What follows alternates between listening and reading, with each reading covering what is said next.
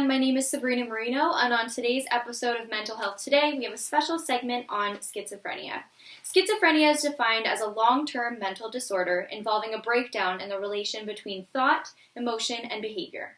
This leads to faulty perception, inappropriate actions and feelings, withdrawal from reality and personal relationships into fantasy and delusion, as well as a sense of mental fragmentation.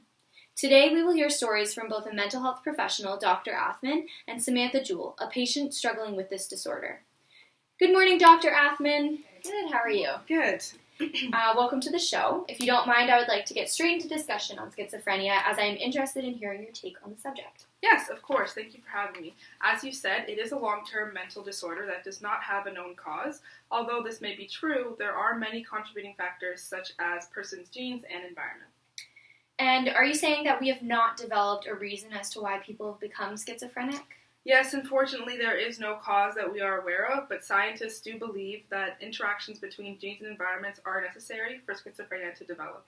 Research strongly suggests that schizophrenia has something to do with problems involving brain chemistry and brain structure, and like many other medical illnesses, is thought to be caused by a person's development. Also, drug use can trigger underlying genetic vulnerability in a person, but again, we are not sure. Okay, so how common is this disorder?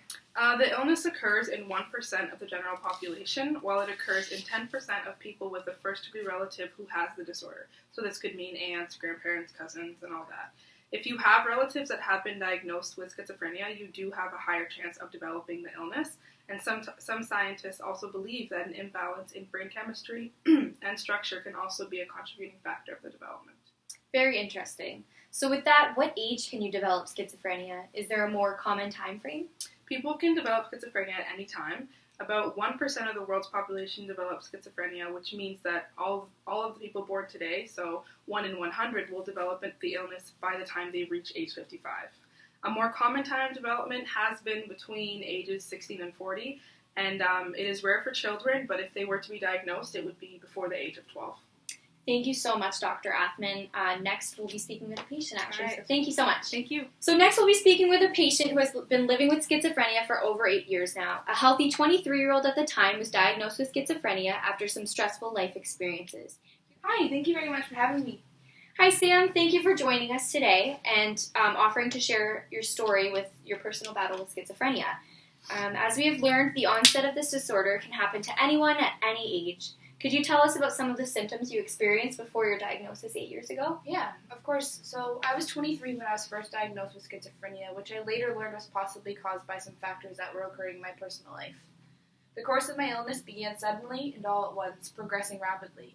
I was attending university away from home, studying nuclear engineering. I was in my third year and I honestly thought everything was going pretty well. Except I will admit I'm a pretty stressed out person, so when I felt stressed, I didn't really give myself an outlet to let it go. So, due to the intensity of my program, I was rarely leaving my room and always studying. I lost touch with friends and almost never called home to talk to my family. I started off small, I'd hear voices in my head, and sometimes even saw things in my room with me. I kind of brushed it off and assumed it was just me talking to myself and whatnot.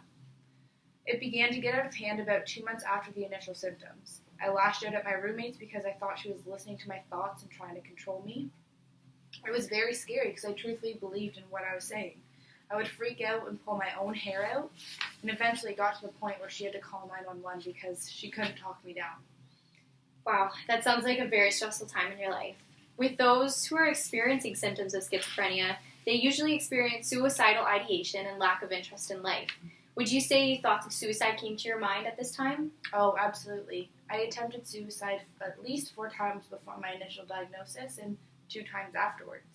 You'd think it would help to know that what you were going through had a name and a reason, but it still felt like I was helpless at the time. I wanted out, and I didn't have a good support system to help me through it. I stopped going to class and almost failed out of my program completely, because my brain just wouldn't focus on the tasks anymore. My memory was shot, and I had no motivation to begin with, so my lack of attention and cognitive function, I just didn't care.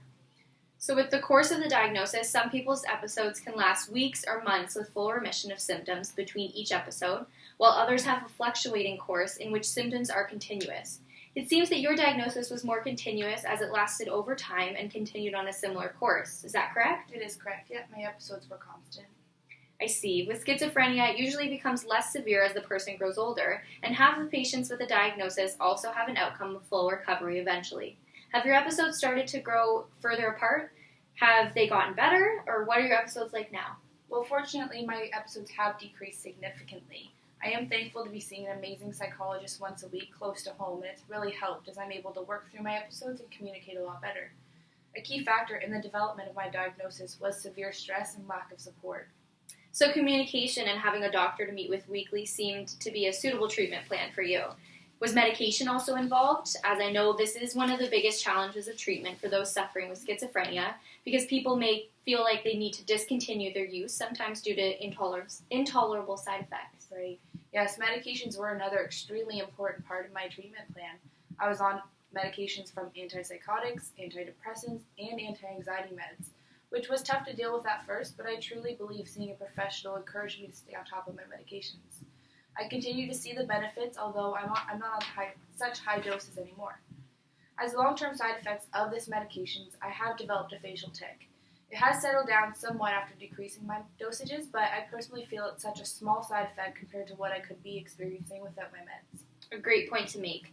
It seems that you are content with your treatment plan and that things seem to be looking up. 10 years after initial diagnosis, approximately 50% of people diagnosed with schizophrenia are either noted to be completely recovered or improved to the point of being able to function independently.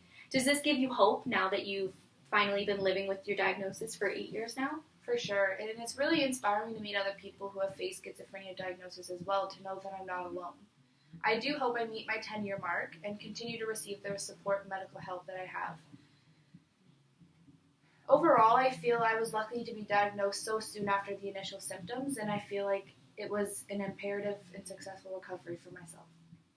Thank you so much, Sam, for sharing your story with us today, and thank you, Dr. Athman, for coming in and sharing your knowledge on the subject of schizophrenia.